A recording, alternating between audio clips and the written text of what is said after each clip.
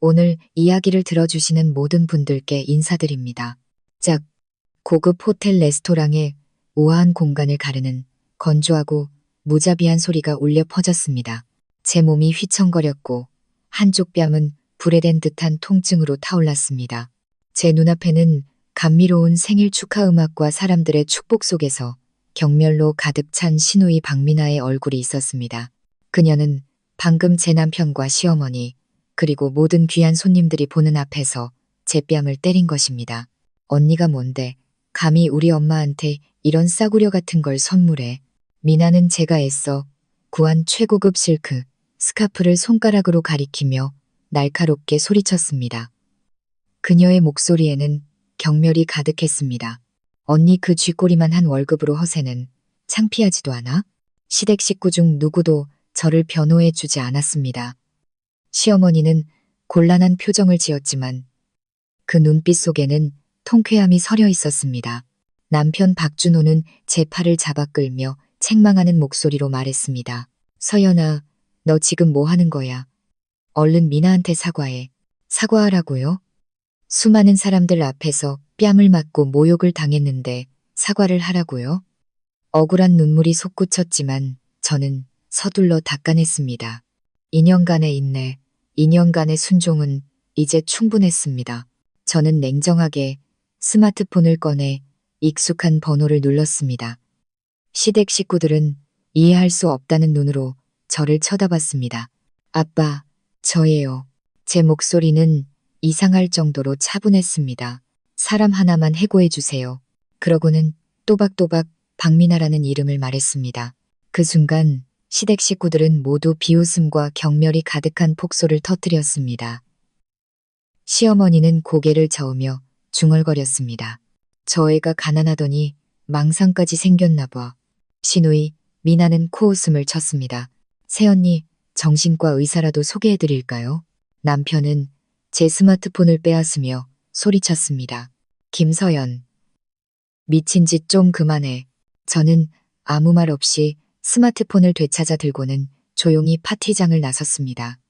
등 뒤로 끊이지 않는 비웃음과 경멸의 눈빛이 쏟아졌지만 그들은 몰랐을 겁니다.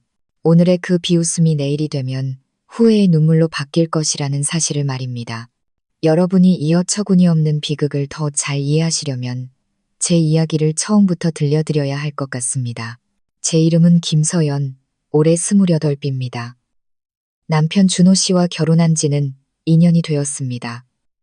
그는 아내를 사랑하는 좋은 남자였지만 한 가지 단점이 있었습니다.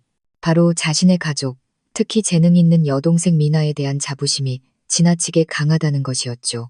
시댁은 평범한 지식인 집안이었습니다.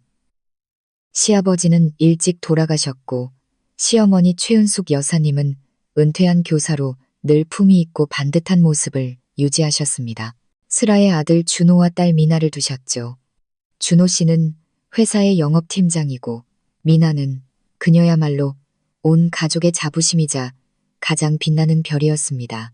미나는 올해 겨우 26인데 이미 유명 IT 기업의 마케팅 본부장이었습니다. 그녀가 늘 자랑하던 연봉은 1억 원이 훌쩍 넘었죠. 그녀는 아름답고 유능하며 그리고 지독히도 오만했습니다. 그들 눈에 비친 저는 그저 희미한 그림자일 뿐이었습니다. 저는 대기업의 행정부서에서 일하는 평범한 사무직원이었습니다. 그들 눈에는 제 월급이 고작 립스틱이나 사는데 쓰일 정도였겠죠. 그리고 그것이 바로 제가 선택한 신분이었습니다. 제가 필사적으로 숨겨야만 했던 신분 말입니다. 사실 제가 다니는 그 대기업은 바로 제 아버지의 회사였습니다. 그리고 저 김서연은 바로 국내 굴지의 IT 기업 NT그룹의 베일에 쌓인 김태진 회장님의 유일한 딸이었습니다. 저는 준호 씨가 제 정체를 전혀 몰랐을 때 우연히 만나 사랑에 빠졌고 그의 순수하고 진솔한 모습에 반했습니다. 저는 돈이나 지위의 영향을 받지 않는 평범한 사람과 결혼을 하고 싶어 제 신분을 숨기기로 결심했습니다. 딸의 선택을 존중하고 극진히 사랑하시는 아버지는 제 결정을 받아주셨습니다. 아버지는 제가 원하는 삶을 살 수 있도록 회사의 평범한 직책을 마련해 주셨습니다. 하지만 그 결정이 저에게 2년간의 경멸과 고통을 안겨줄 줄은 상상도 못했습니다. 저는 시어머니가 제 월급을 자기 딸과 비교하는 것을 잠자코 들어야 했고, 시누이가 제 촌스러운 패션 감각을 비웃을 때도 웃어넘겨야 했습니다. 남편이 무심코 당신이 미나 반만이라도 닮았으면 하고 한숨을 쉴 때도 이를 악물고 참아야 했습니다. 저는 준호 씨를 사랑했기에, 그리고 이 길을 스스로 선택했기에 모든 것을 인내했습니다. 하지만 모든 인내에는 한계가 있는 법입니다. 그리고 오늘의 저 뺨 한 대가 바로 제 인내의 잔을 넘치게 한 마지막 물방울이었습니다. 그들은 제 자존심을 무자비하게 짓밟았고, 이제는 그들이 얼마나 큰 실수를 저질렀는지 알려줄 때가 된 것입니다. 다음 날 무슨 일이 일어났는지 해고 통보를 받은 오만한 시누이의 창백한 얼굴은 어땠을지, 그리고 이 평범한 며느리의 진짜 정체를 알게 된 시댁 식구들의 반응이 궁금하시다면 채널 구독과 좋아요, 그리고 이 이야기 공유를 부탁드립니다. 여러분의 응원이 이 놀라운 인생 드라마의 다음 막을 여는 가장 큰 힘이 될 것입니다. 레스토랑의 문이 등 뒤에서 쾅 닫히며 시끄럽고 위선적이며 조롱의 웃음소리로 가득 찬 세상과 저를 단절시켰습니다. 저는 밤거리를 걸었습니다. 차가운 바람이 막 터져 나오려던 눈물을 말려주었습니다. 뺨은 여전히 화끈거렸지만 육체적 고통은 가슴속에서 들끓는 상처에 비하면 아무것도 아니었습니다. 지난 2년, 저는 제 스스로 만든 연극 속에서 살아왔습니다. 평범한 아내, 분수를 아는 며느리라는 이름의 연극이었죠.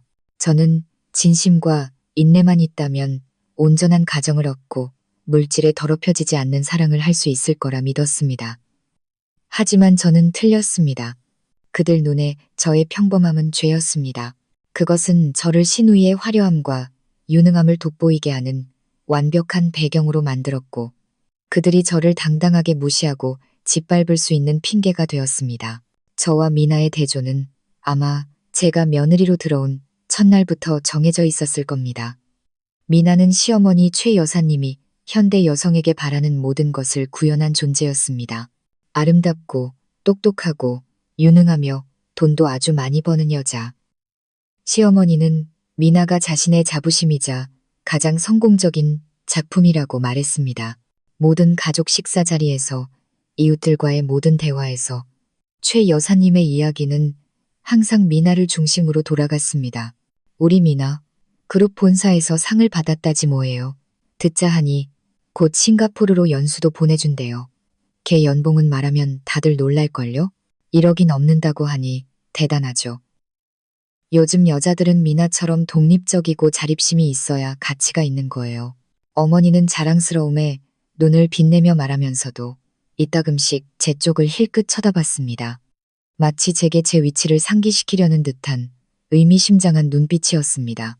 미나 역시 어머니를 실망시키는 법이 없었습니다. 그녀는 그 찬사를 온전히 즐기며 자신의 커리어 우먼 이미지를 끊임없이 부풀렸습니다.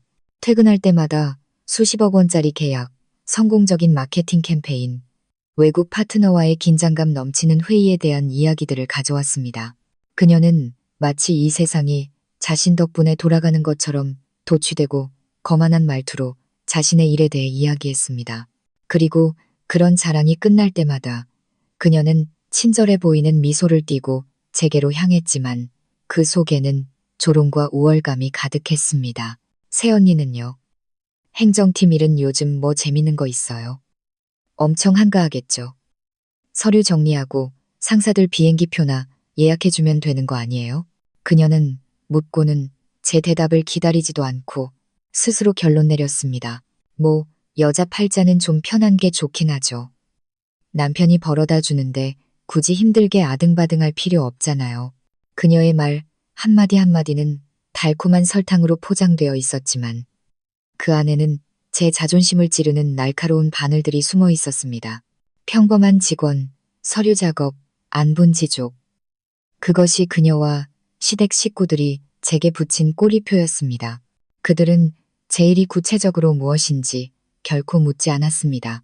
제가 일하는 행정팀이 사실은 그룹의 최고 기밀 문서와 의사결정을 다루는 회장 비서실이라는 것을 그들은 몰랐습니다. 제가 상사를 위해 예약하는 비행기가 사실은 아버지의 갑작스러운 출장을 위한 개인 전용기라는 것을 그들은 몰랐습니다.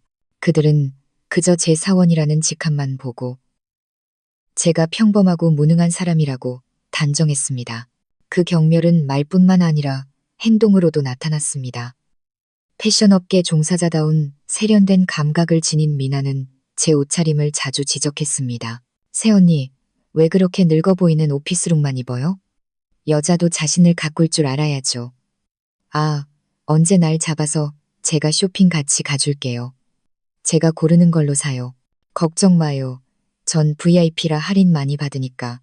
마치 큰 은혜를 베푸는 듯 말했지만 그 제안 뒤에는 제가 패션 감각도 없고 그녀처럼 명품을 살 돈도 없다는 비아냥이 숨어 있었습니다. 저는 그녀가 이 옷 이제 나한테 작아서 버리기는 아깝고 언니 몸에 맞을 것 같아서 가져왔어라며 자신의 헌옷과 가방을 멋대로 가져다 줄 때마다 이를 악물고 참아야 했습니다. 그녀는 저를 마치 구걸이 필요한 가난한 동생처럼 대했습니다.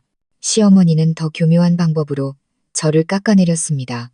그녀는 결코 저를 직접적으로 비난하지 않았지만 모든 일에서 은근히 저를 자기 딸과 비교했습니다.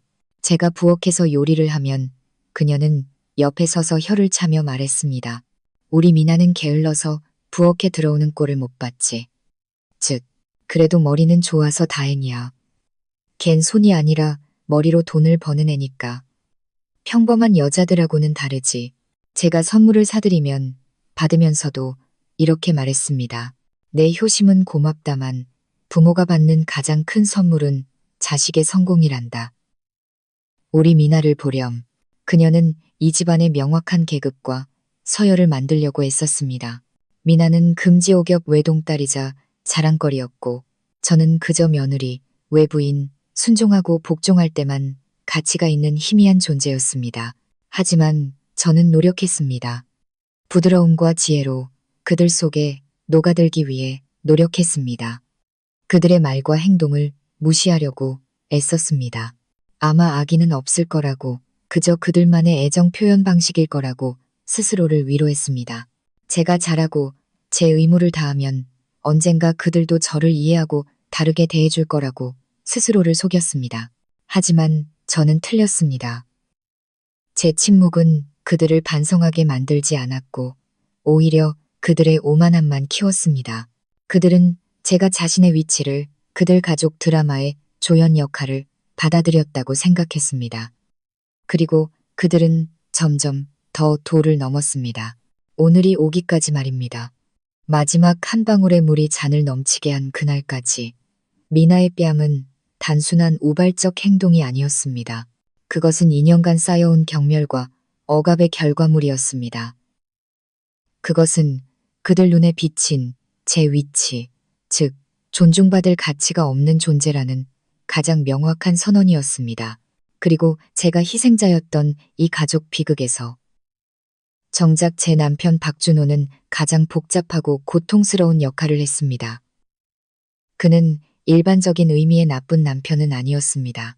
폭력적이거나 바람을 피우지도 않았고 둘만 있을 때는 여전히 아내를 사랑하는 다정한 남자였습니다. 저도 그가 저를 사랑한다는 것을 압니다. 하지만 그의 사랑은 가족, 특히 유능한 여동생 미나라는 거대한 그늘을 넘어설 만큼 크지 않았습니다. 그는 저를 사랑하면서도 동시에 동생을 자랑스러워했고 바로 그 갈등이 그를 우유부단한 남편, 실패한 중재자, 그리고 결국 아내의 상처에 대한 공범자로 만들었습니다. 신혼 초 우리가 따로 살 때만 해도 준호 씨는 멋진 남편이었습니다. 늘 저를 칭찬했고 친구들에게 착하고 현명한 아내라며 자랑했습니다. 제가 제 실제 직책을 명확히 말하지 않았음에도 그는 제 일을 존중했고 늘 열심히 하라며 격려했습니다. 하지만 시댁에 합가하면서 모든 것이 서서히 변했습니다. 그는 어머니와 여동생이 만들어내는 비교와 보이지 않는 압박의 소용돌이에 휘말렸습니다. 그는 저를 다른 렌즈, 즉 미나라는 이름의 렌즈를 통해 보기 시작했습니다. 처음에는 그저 무심코 던지는 말이었습니다. 당신도 미나 좀 봐. 회사 들어간 지 몇 년 만에 벌써 본부장이래. 여자애가 정말 대단해. 오늘 미나네 회사 회장님이 보너스로 몇 천만 원이나 줬대. 역시 능력 있는 사람은 어딜 가나 인정받는다니까. 그는 숨김없는 감탄과 함께 그런 말들을 했습니다. 저는 그저 미소 지으며 동생의 성공을 축하해 주었지만 그 칭찬들이 그의 마음속에 은밀한 비교를 만들어내고 있다는 것을 알지 못했습니다. 그리고 그 비교는 밖으로 드러나기 시작했습니다. 그는 예전처럼 저를 칭찬하지 않았고 대신 저를 위한 것이라고 생각하는 조언과 충고를 늘어놓았습니다. 미나가 자신의 성과를 한바탕 자랑하고 난 뒤에 저녁 식사 자리에서 그는 말하곤 했습니다. 서연아, 당신도 다른 기회를 한번 찾아보는 게 어때? 행정 업무가 안정적이긴 하지만 발전 가능성은 별로 없잖아. 당신은 아직 젊고 똑똑하니까 더 노력해야지. 그 말들은 겉보기에는 관심과 격려처럼 들렸지만 제게는 부담이었습니다. 그는 제가 충분히 좋지 않다고, 제가 현실에 안주하고 있다고, 제가 자기 동생보다 못하다고 은연중에 말하고 있었습니다. 그는 제가 맡은 평범한 사원의 자리가 그룹 내 수많은 사람들이 꿈꾸는 자리라는 것을 몰랐습니다. 그가 말하는 발전 기회가 제게는 아버지의 고개 끄덕임 한 번이면 제가 원하는 어떤 자리든 앉을 수 있다는 것을 몰랐습니다. 하지만 저는 말할 수 없었습니다. 끝까지 비밀을 지키기로 스스로 약속했으니까요. 저는 그저 고개를 끄덕이며 네, 한번 알아볼게요 라고 말할 수밖에 없었습니다. 제 침묵은 그로 하여금 제가 진취적이지 못한 여자라고 생각하게 만들었습니다. 그는 제 삶에 더 깊이 개입하기 시작했습니다. 경영과 자기계발에 관한 책들을 사와서는 제게 읽으라고 했습니다. 이 책들 다 읽어봐. 미나는 벌써 다 읽었대. 계속 새로운 지식을 쌓아야 뒤처지지 않지. 그는 제 의견도 묻지 않고 마케팅, 인사관리에 대한 온라인 강좌를 등록했습니다. 내가 등록해놨어. 저녁에 시간 내서 꼭 들어. 배워서 나쁠 거 없어. 요즘 여자들은 끊임없이 자기 자신을 발전시켜야 해. 그는 마치 제게 아주 큰 일을 해준 것처럼 자랑스러운 표정으로 말했습니다. 저는 숨이 막혔습니다. 그는 저를 미나의 다른 버전으로 만들려고 애쓰고 있었습니다. 그는 더 이상 제 본연의 모습을 사랑하는 것이 아니라 자기 동생의 성공을 바탕으로 스스로 만들어낸 이상적인 모델을 사랑하고 있었습니다. 그리고 저와 시어머니, 시누이 사이에 갈등이 생겼을 때 그의 우유부단함은 더욱 명확해졌습니다. 그는 늘 중간에 서서 익숙한 말을 반복했습니다. 에이, 뭘 그런 걸 가지고 그래. 엄마는 연세도 있으시고 미나는 아직 어리잖아. 당신이 형님이니까 당신이 좀 참아. 그래야 집안이 조용하지. 그는 누가 옳고 그른지 제대로 알아보려고 하지 않았습니다. 그저 모든 일이 가장 빠르고 간단하게 해결되기를 바랐고 가장 간단한 방법은 더 착하고 말을 잘 듣는 사람이 양보하는 것이었습니다. 그는 자신의 양보가 사실은 불공평함이며 어머니와 여동생의 잘못을 방관하고 정작 자신의 아내에게 상처를 주고 있다는 것을 이해하지 못했습니다. 실망의 정점은 바로 오늘 생일 파티에서였습니다. 미나가 제 뺨을 때렸을 때 그는 바로 그곳에 있었습니다. 모든 것을 보았습니다. 하지만 저를 보호하고 동생을 꾸짖는 대신 그는 제게로 돌아서서 저를 책망했습니다. 김서연, 너 지금 뭐 하는 거야? 얼른 미나한테 사과해. 그 한마디가 제가 그에게 가졌던 마지막 사랑과 존중을 모두 죽여버렸습니다. 그는 우유부단할 뿐만 아니라 비겁했습니다. 그는 권력 있는 여동생의 심기를 건드리는 것을 두려워했고 말다툼에 직면하는 것을 무서워했습니다. 그리고 가장 쉬운 방법인 저를 희생시키는 길을 택했습니다. 그는 자신의 가족이 저지른 불공평과 오만함의 방패막이로 저를 내몰았습니다. 그의 방관, 우유부단함, 그리고 은밀한 가부장적인 태도가 미나의 오만함을 키웠고 오늘의 굴욕적인 뺨으로 이어진 것입니다. 그 역시 공범이었습니다. 간접적인 공범이었지만 제게 가장 큰 고통을 안겨준 사람이었습니다. 그리고 이제 그 역시 자신이 만든 결과에 직면해야 할 때가 온 것입니다. 김서연, 미친 짓 좀 그만해. 준호 씨의 날카로운 목소리와 함께 제 스마트폰을 낚아채는 그의 행동은 제 마음속에 깊이 새겨졌습니다. 이 결혼의 완전한 붕괴를 상징하는 이미지로 말입니다. 저는 저항하거나 한마디도 덧붙이지 않았습니다. 그저 조용히 그의 손에서 스마트폰을 되찾았습니다. 제 시선은 더 이상 그를 향하지 않고 주변에 통쾌해하고 조롱하는 얼굴들을 한번 훑었습니다. 시어머니 최 여사님이 고개를 저으며 옆자리 친구에게 무언가 속삭이는 것이 보였습니다. 분명 가난하고 망상에 빠진 며느리에 대한 험담일 것입니다. 오만한 시누이 미나는 팔짱을 낀 채 입꼬리를 올리며 비웃고 있었습니다. 완벽한 승리자의 미소였습니다. 다른 손님들은 호기심과 동정, 그리고 경멸이 섞인 눈으로 저를 쳐다보고 있었습니다. 저는 그들이 만든 연극의 비참한 조연, 웃음거리가 되어 있었습니다. 하지만 더 이상 굴욕감을 느끼지 않았습니다. 뺨의 통증과 가슴 속의 울분은 모두 텅 빈 냉정함으로 변한 듯 했습니다. 2년 동안 저는 노력했고 인내했고 희생했습니다. 그 대가로 돌아온 것은 뺨 한 대와 모욕적인 웃음뿐이었습니다. 그렇다면 이제 멈춰야 할 때입니다. 너무나 오랫동안 연기해온 순종적인 며느리라는 연극을 말입니다. 저는 해명도 변명도 하지 않았습니다. 이 순간 제 어떤 말도 패배자의 약함, 변명으로 치부될 것을 알았습니다. 침묵은 때로 가장 날카로운 무기가 됩니다. 상대방이 당신의 생각을 예측할 수 없게 만들고 바로 그 불확실성이 그들의 마음에 모호한 불안감을 심어주기 때문입니다. 저는 태연하게 스마트폰을 핸드백에 넣고 몸을 숙여 미나가 바닥에 내동댕이 친 실크 스카프를 집어들었습니다. 보이지 않는 먼지를 가볍게 털어내고 마치 보물을 다루듯 조심스럽게 접었습니다.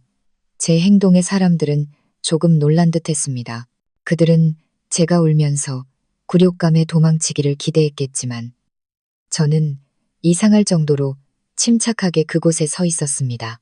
저는 핸드백을 들고 시어머니께로 향했습니다.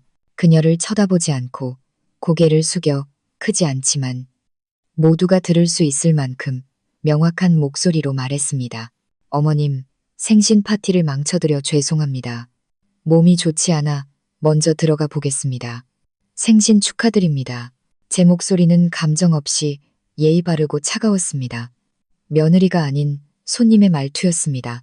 저는 최 여사님의 대답을 기다리지도 준호 씨나 다른 누구도 쳐다보지도 않고 단호하게 몸을 돌려 떠났습니다. 저는 등을 곧게 펴고 고개를 든 채 천천히 걸었습니다. 수십 개의 눈이 제 등 뒤에 꽂히는 것이 느껴졌고 수군거리는 소리가 들려왔지만 신경 쓰지 않았습니다. 그렇게 레스토랑을 숨막히는 위선의 공간을 빠져나왔습니다. 레스토랑 문이 등 뒤에서 닫히고 그들의 세상과 단절되자 저는 비로소 참아왔던 긴 숨을 내쉬었습니다. 이상하게도 울고 싶지 않았습니다. 오랫동안 어깨를 짓누르던 무거운 짐을 내려놓은 듯한 기묘한 해방감만이 느껴졌습니다. 이 순간부터 모든 것이 달라질 것을 알았습니다. 아버지께 건 전화는 분노에 찬 충동적인 행동이 아니었습니다. 그것은 선전포고였고 저의 침묵의 퇴장은 그 전쟁의 첫 총성이었습니다. 제가 떠난 뒤 파티 분위기는 분명 어색해졌겠지만 그 어색함은 금세 통쾌함과 승리감으로 바뀌었을 겁니다. 제 행동은 그들 눈에 그저 약한 여자의 유치한 투정으로 보였을 테니까요. 그날 밤 제가 현명하게도 팔지 않고 남겨둔 안전한 피난처인 제 오피스텔에 도착했을 때 전화가 울리기 시작했습니다. 준호 씨였습니다. 받지 않자 문자가 왔습니다. 가부장적이고 명령조의 문자였습니다. 어디야? 오늘 당신 태도 때문에 엄마가 얼마나 속상해하셨는지 알아? 당장 집으로 들어와. 저는 읽고 미소 지으며 삭제했습니다. 집이라. 이제 제게 그곳은 더 이상 집이 아니었습니다. 잠시 후 이번엔 미나에게서 문자가 왔습니다. 여전히 우월감과 도전적인 말투였습니다. 새언니, 화난 건 알겠는데 언니 자신도 좀 돌아봐요. 누구한테 전화하든 소용없으니까 그런 유치한 짓은 그만해요. 꼴싸 나오니까 계속 그렇게 분수 모르고 행동하면 나중에 준호 오빠가 질려할지도 몰라요. 저는 읽고 조용히 삭제했습니다. 꼴싸납다고. 누가 정말로 꼴싸나워질지 아직 모르는 모양이었습니다.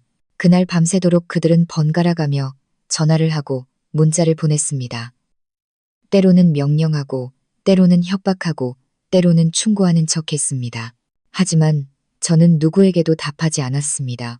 저는 전화를 끄고 따뜻한 캐모마일 차를 한 잔 타서 창가에 앉아 서울의 야경을 바라보았습니다. 제 마음은 가을 호수처럼 고요했습니다. 그들이 소란을 피우고 거칠어질수록 저는 더 평온해졌습니다. 소리치는 자는 대개 두려워하는 자라는 것을 알기 때문입니다. 그들은 제 침묵을 두려워했습니다. 그 침묵 뒤에 자신들이 통제할 수 없는 무언가가 있을까봐 두려워했습니다. 그리고 그들의 예감은 맞았습니다. 아버지께서 곧바로 제게 다시 전화를 주셨습니다. 아버지는 길게 묻지 않으시고 낮고 힘있는 목소리로 짧게 한마디만 하셨습니다. 알았다. 넌 푹 쉬어라. 모든 건 아빠가 처리하마. 그 한마디만으로도 진짜 폭풍이 곧 닥쳐올 것이며 그 폭풍은 누구도 피할 수 없으리라는 것을 알 수 있었습니다. 다음 날 아침 저는 평소보다 일찍 일어났습니다. 어젯밤에는 아주 오랜만에 깊고 평온한 잠을 잤습니다. 더 이상 고뇌도 억울함도 누군가를 만족시키기 위해 애써야 한다는 압박감도 없었습니다. 다시 태어난 기분이었습니다.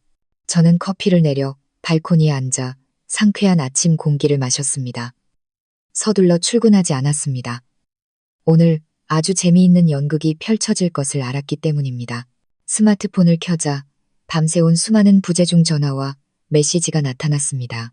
저는 훑어보고 미소 지으며 모두 삭제했습니다. 그들의 연극은 끝났고 저는 더 이상 다시 볼 흥미가 없었습니다. 저는 오전을 오피스텔 청소와 옷장 정리, 그리고 향기로운 백합을 꽃병에 꽂으며 보냈습니다. 그들의 그림자가 없는 새로운 삶을 준비하고 있었습니다. 한편 서울의 다른 곳 미나가 일하는 IT 기업 본사에서는 거대한 파도가 일기 시작했습니다. 오전 9시 미나는 자신의 마케팅 본부장실에 앉아 어젯밤 승리의 여운을 만끽하고 있었을 겁니다. 아마 스마트폰을 보며 어머니의 호화로운 생일 파티에 대한 친구들의 축하 메시지를 읽고 자신이 한 수 가르쳐준 분수 모르는 새언니를 속으로 비웃고 있었겠죠. 하지만 그녀의 만족감은 오래가지 못했습니다. 9시 5분 긴급이라는 제목의 이메일이 그녀의 메일함으로 도착했습니다. 발신인은 모기업인 NT그룹 회장 비서실. 내용은 짧고 단호했습니다. 박미나 마케팅 본부장은 금일 오전 10시 30분 NT그룹 본사 1번 회의실에서 열리는 긴급 고위 임원회의에 참석할 것을 요청함. 미나는 이메일을 10번도 더 읽었습니다. 눈살이 찌푸려졌습니다. 모기업 고위 임원진과의 긴급 회의라니. 전례가 없는 일이었습니다. 그녀는 자회사의 본부장일 뿐 지금까지 모든 보고와 회의는 자회사 경영진과만 해왔습니다. 모기업에서 그것도 고위 임원진이 직접 소집하는 것은 극히 이례적인 일이었습니다. 예민한 비즈니스 감각이 그녀에게 무언가 잘못되었다고 경고했습니다. 모호한 불안감이 그녀의 마음속에 스며들기 시작했습니다. 그녀는 스스로를 진정시키려 애썼습니다. 어쩌면 이건 기회일지도 모른다고. 자신의 뛰어난 성과가 드디어 그룹 최고위층의 귀에 들어간 것일지도 모른다고. 아마 칭찬이나 더 높은 자리로의 승진을 위해 부른 것일지도 모른다고. 그 생각에 그녀의 불안감은 조금 누그러지고 기대감과 자신감이 그 자리를 채웠습니다. 그녀는 일어나 거울 앞에서 옷매무새와 머리를 가다듬었습니다. 최고위 임원들 앞에서 가장 완벽하고 권위 있는 모습으로 보이고 싶었습니다. 가장 비싼 명품 정장을 입고 하이힐을 신고 한정판 핸드백을 들었습니다. 자신이 더 높은 자리에 어울리는 진짜 커리어 우먼임을 보여주고 싶었습니다. 하지만 자신의 고급 세단을 몰고 도심 한복판에 위치한 화려한 유리와 강철로 된 NT그룹 본사 초고층 빌딩으로 향할 때 그 불안감은 더 강하게 되살아났습니다. 이곳의 분위기는 그녀의 자회사와는 완전히 달랐습니다. 엄숙하고 전문적이며 보이지 않는 압박감이 흘렀습니다. 사람들은 바쁘게 오갔고 모두 값비싼 정장을 입고 심각하고 집중된 표정이었습니다. 아무도 유능한 마케팅 본부장인 그녀의 등장에 신경 쓰지 않았습니다. 이곳에서 그녀는 그저 평범한 한 사람이었습니다. 세련된 차림의 젊은 비서가 그녀를 이사회 회의실이 있는 최고층으로 안내했습니다. 묵직한 원목 회의실 문이 열리자 미나는 숨을 죽였습니다. 거대한 원목 회의 테이블 주위로 최고급 가죽 의자들이 놓여 있었고 대부분의 자리에는 이미 사람들이 앉아 있었습니다.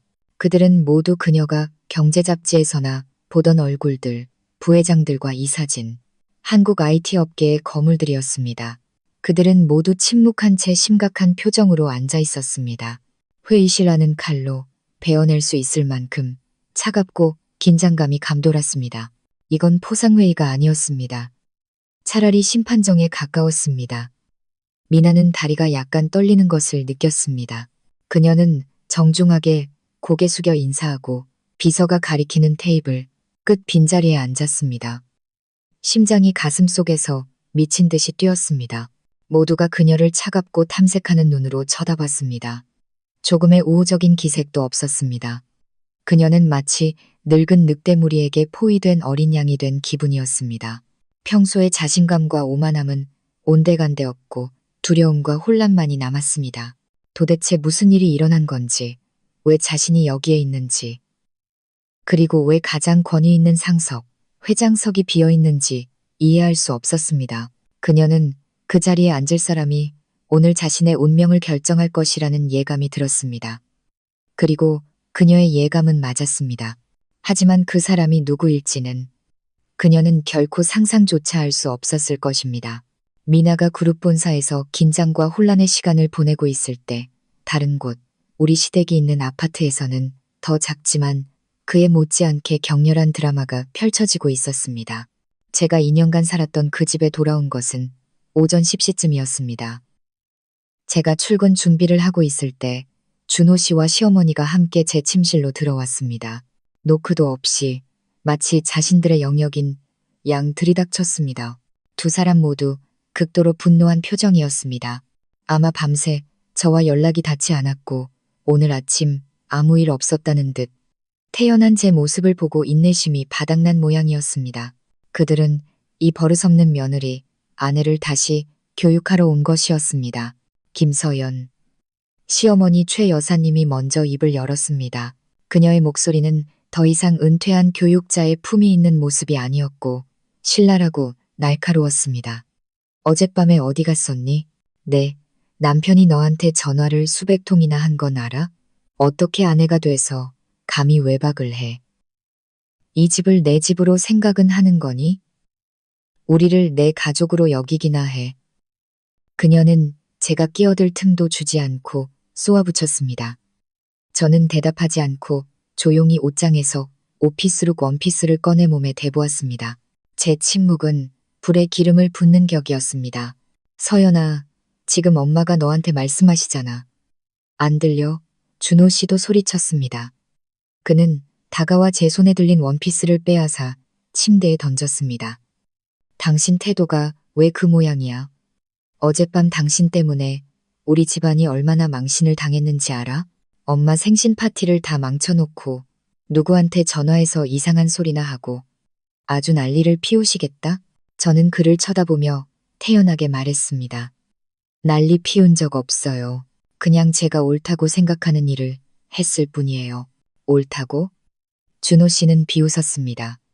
자기 동생한테 분수 모르고 까불다가 한 대 맞고는 삐져서 집 나가고 친구한테 전화해서 하소연하는 게 옳은 일이라고? 서연아, 너도 이제 어른이야. 애처럼 굴지 마. 얼른 엄마랑 미나한테 사과해. 또 사과. 그들의 세상에서는 상처받은 사람이 누구든 사과해야 하는 사람은 항상 저인 것 같았습니다. 저는 잘못한 게 없는데 왜 사과를 해야 하죠? 제 목소리는 여전히 감정 없이 담담했습니다. 잘못이 없어? 최 여사님은 자기 귀를 의심하는 듯 했습니다. 그녀는 제게 다가와 제 얼굴에 대고 손가락질했습니다. 네가 잘못이 없다고? 나한테 싸구려 스카프나 선물해서 친구들 앞에서 망신을 준 게 잘못이 아니야? 내 딸이 너한테 충고 좀 한 것 가지고 그렇게 유난을 떨면서 집을 나가? 너 위아래도 없니? 너 같은 며느리 들인 우리 집이 정말 복도 없지. 그녀의 악독한 말들이 어제의 저였다면 눈물을 흘리게 했겠지만 오늘의 제게는 그저 우스울 뿐이었습니다. 어머님, 저는 여전히 평온한 목소리로 말했습니다. 그 스카프는 명인이 직접 손으로 염색한 최고급 실크 스카프입니다. 한 달 전에 예약해서 겨우 구한 거예요.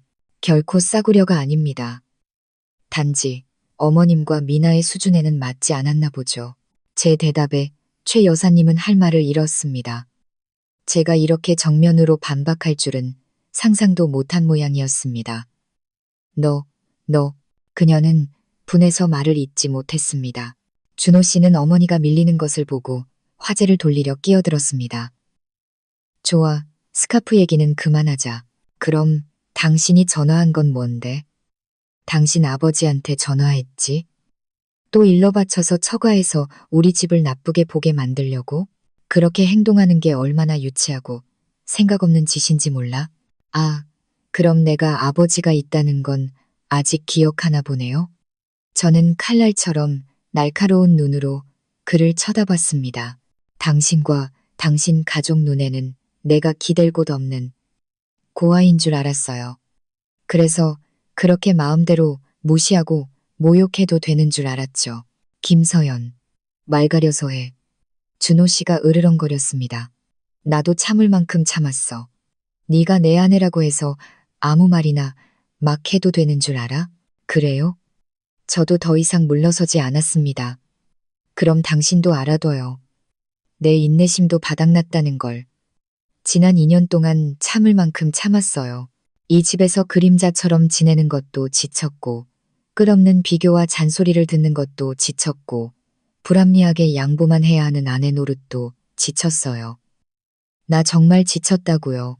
알겠어요. 처음으로 저는 소리쳤습니다. 처음으로 마음속에 억눌렀던 모든 것을 터뜨렸습니다. 준호 씨와 최 여사님은 제 폭발에 할 말을 잃고 멍하니 서 있었습니다. 그들은 순하고 착한 어린 양이 사자처럼 포효할 수 있다는 것을 상상도 못했던 것입니다. 하지만 그들의 놀라움은 금세 분노로 바뀌었습니다. 네가 감히 남편이랑 시어머니한테 소리를 질러. 최 여사님은 분노로 떨며 저를 손가락질했습니다. 이 버르장머리 없는 것, 정말 우리 집안에 복이 없지. 준호야, 내 아내 꼴 좀 봐라. 교육도 못 시키니. 어머니의 말에 자극받은 준호 씨는 또다시 이성을 잃었습니다. 그는 다가와 제 팔을 거칠게 붙잡았습니다. 서연아, 마지막으로 말한다.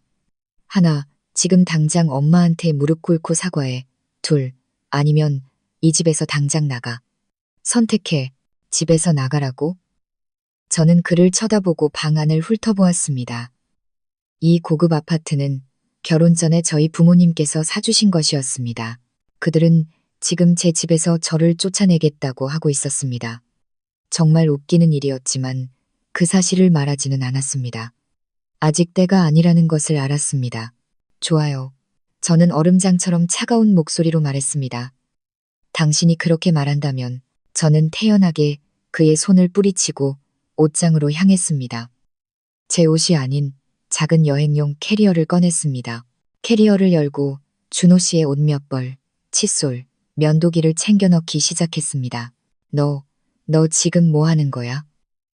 준호 씨가 제 행동을 이해하지 못하고 물었습니다.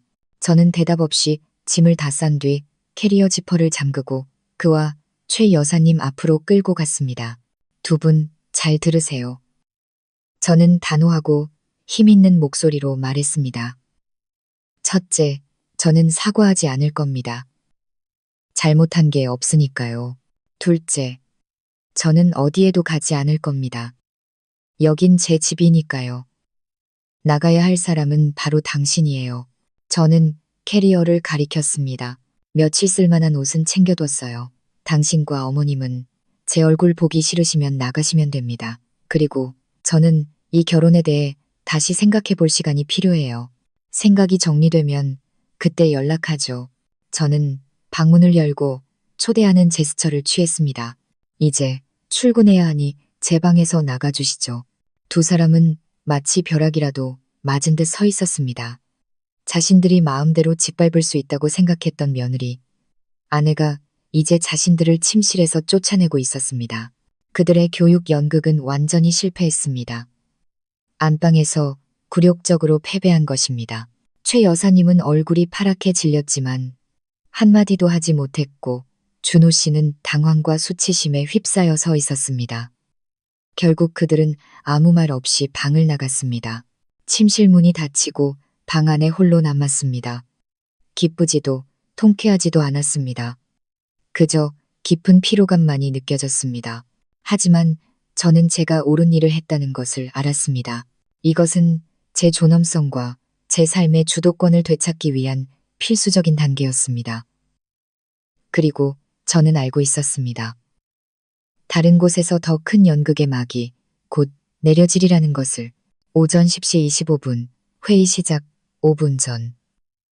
미나는 텅 빈 이사회 회의실에 홀로 앉아 마치 바늘방석에 앉은 듯한 기분이었습니다. 방 안의 침묵과 긴장된 공기가 그녀를 숨막히게 했습니다. 주위에 앉은 그룹 최고위 임원들은 모두 감정 없는 얼굴로 침묵을 지키고 있었습니다. 그들은 서로 대화하지도 그녀에게 말을 걸지도 않았습니다. 마치 돌석상처럼 그저 무언가를 기다리고 있을 뿐이었습니다. 미나는 이마에 땀이 맺히는 것을 느꼈습니다. 평소의 자신감과 오만함은 완전히 사라지고 커져만 가는 두려움만이 남았습니다. 만약 포상을 위한 자리라면 왜 분위기가 이렇게 무거운지, 만약 질책을 위한 자리라면 자신이 무슨 잘못을 했는지 도무지 알 수 없었습니다.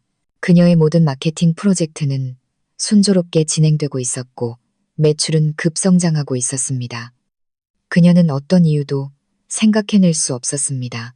혹시 누군가 자신을 음해하고 있는 것은 아닐까? 그 생각에 그녀는 더욱 혼란스러워졌습니다. 정확히 10시 30분 회의실 문이 다시 열렸습니다. 이번에는 부회장이나 다른 이사가 아니었습니다. 50대 중반의 크고 단단한 체격의 남성이었습니다. 그는 넥타이도 매지 않은 심플한 회색 정장을 입고 있었지만 그에게서는 방 안의 모든 사람, 심지어 최고위 임원들조차 일제히 일어나 정중하게 고개 숙여 인사하게 만드는 압도적인 기운과 위엄이 뿜어져 나왔습니다. 회장님, 오셨습니까? 미나도 서둘러 일어섰지만 머릿속은 하얗게 비어 있었습니다. 회장님, 이분이 바로 NT그룹의 전설, 김태진 회장님이란 말인가? 한국 IT 업계의 늙은 늑대라 불리는 사람. 그녀는 그에 대한 수많은 이야기를 들었습니다. 그가 맨손으로 NT제국을 건설했다는 것, 뛰어난 결단력과 비전을 가진 리더라는 것. 그리고 언론에 거의 모습을 드러내지 않아 지극히 사적인 삶을 산다는 것. 그의 모습은 대부분의 사람들에게 미스터리였습니다. 미나는 언젠가 이 전설적인 인물을 직접 뵙기를 꿈꿔왔지만 그를 처음이자 마지막으로 만나게 될 자리가 이렇게 어처구니없고 두려운 상황일 줄은 상상도 못했습니다.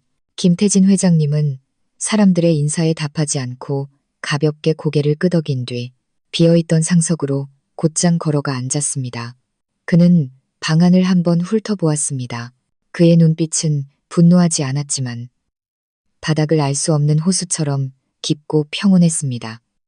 하지만 바로 그 평온함이 수천 마디의 호통보다 더 끔찍한 압박감을 만들어냈습니다.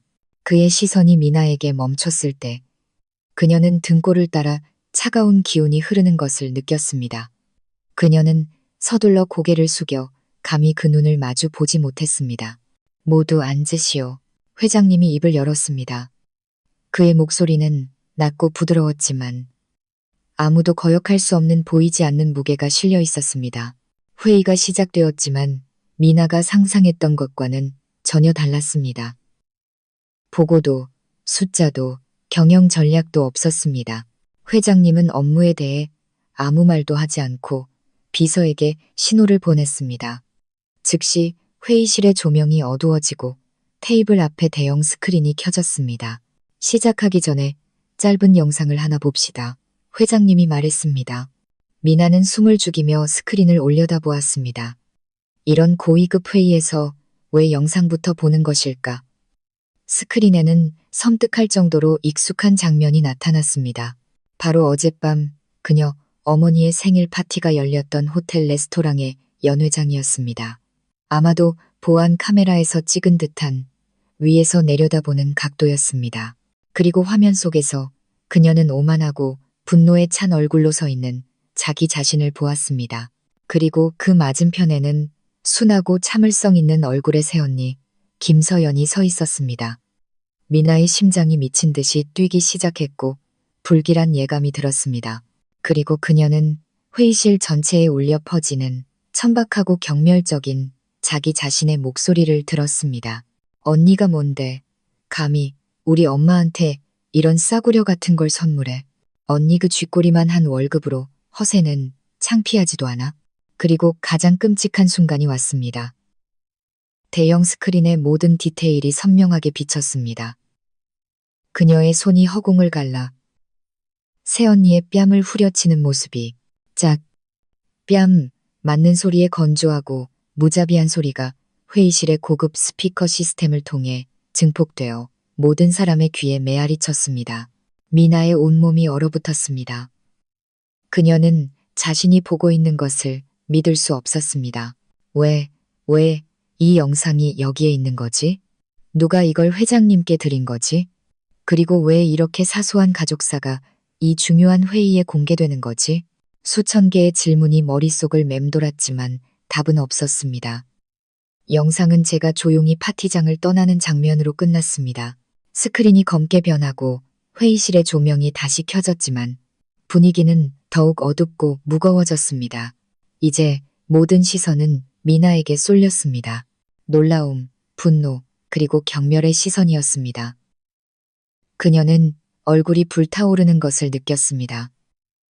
너무나 창피하고 굴욕적이어서 쥐구멍에라도 숨고 싶었습니다. 그녀는 발가벗겨졌습니다.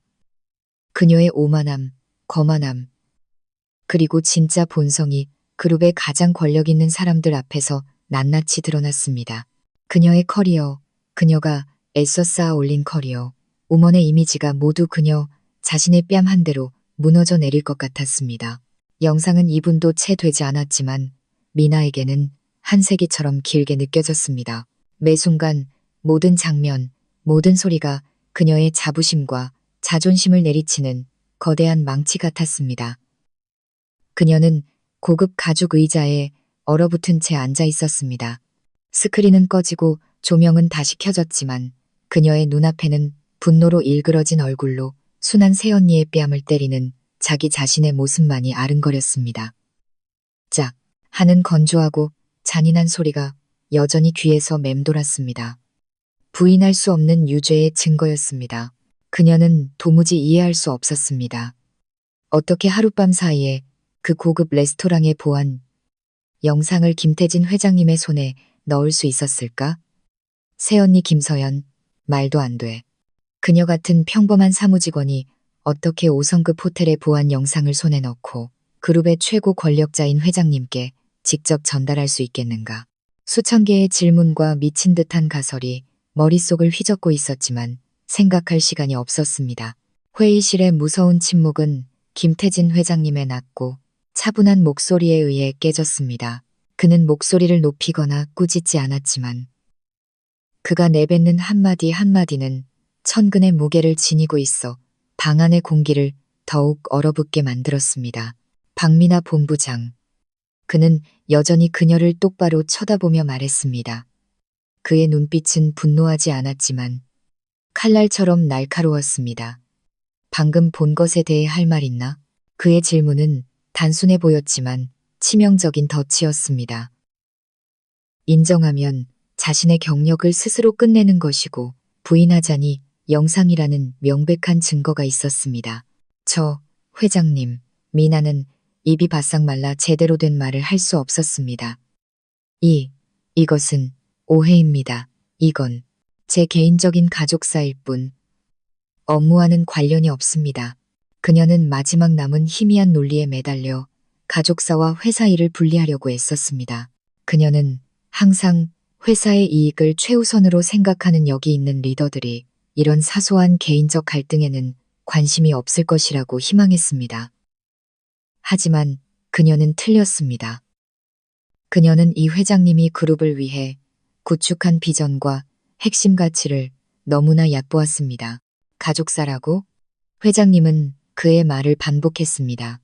그의 목소리는 여전히 차분했지만 차가운 비웃음이 숨어 있었습니다.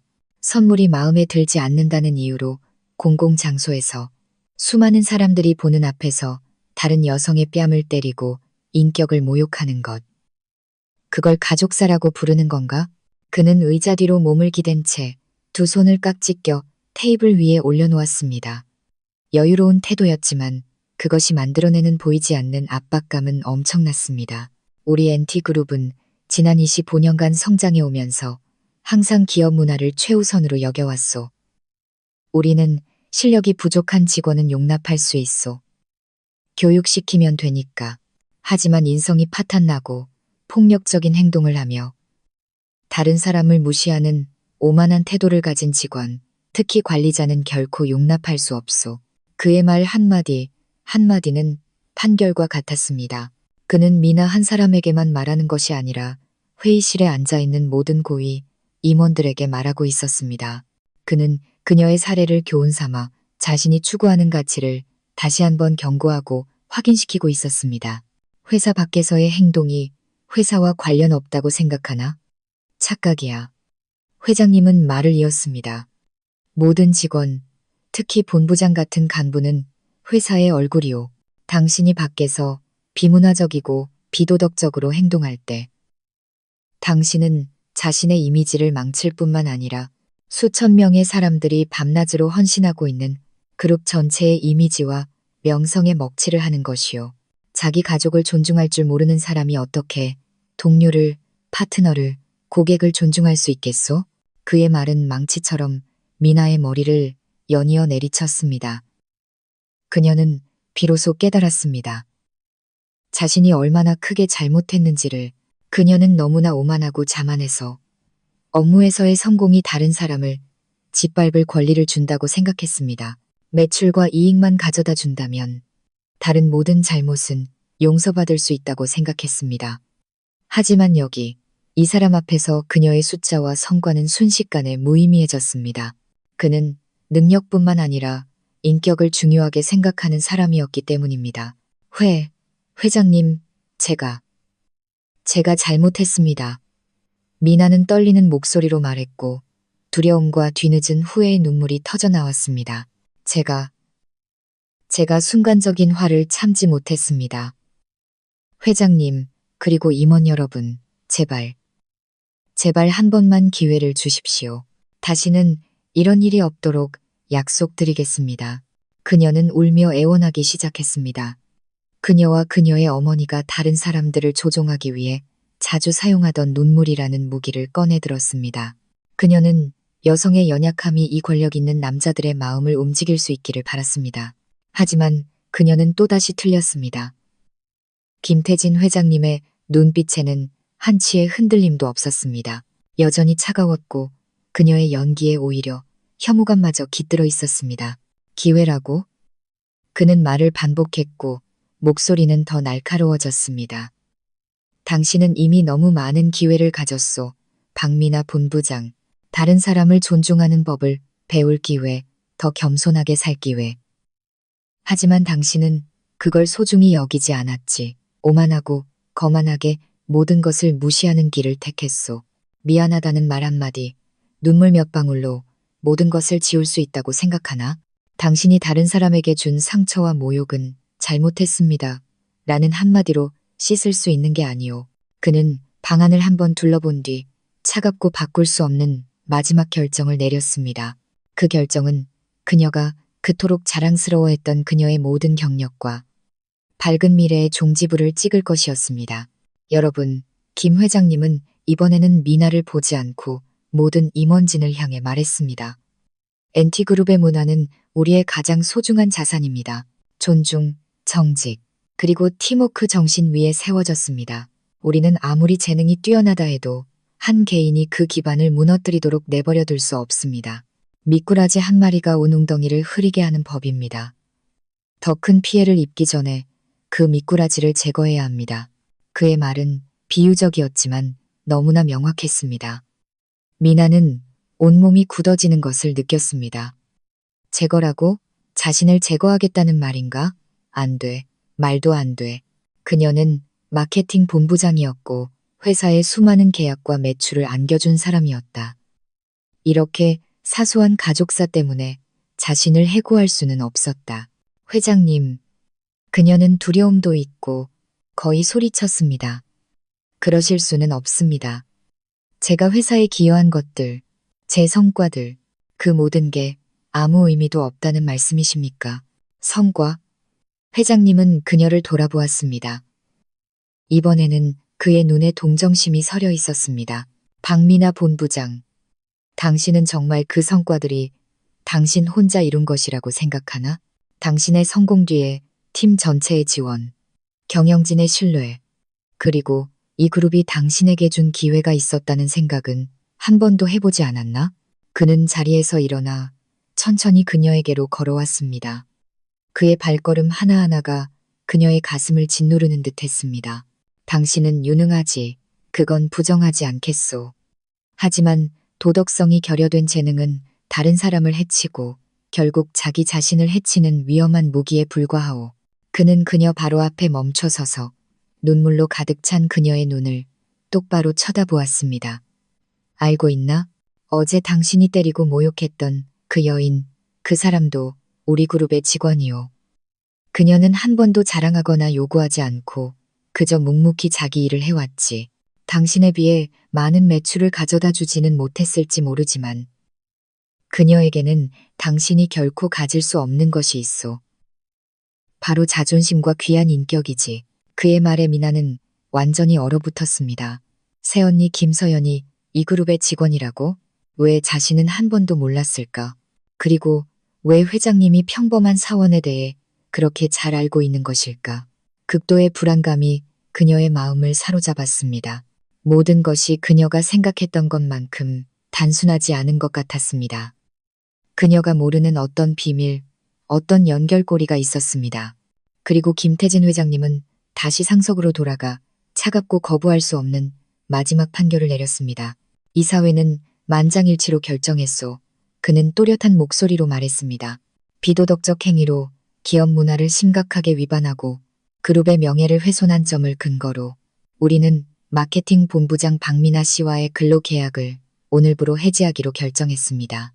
모든 퇴직 관련 절차는 법률에 따라 처리될 것이오. 이 결정은 즉시 효력을 발휘합니다. 해고. 그 두 단어가 미나의 머릿속에 벼락처럼 내리꽂혔습니다.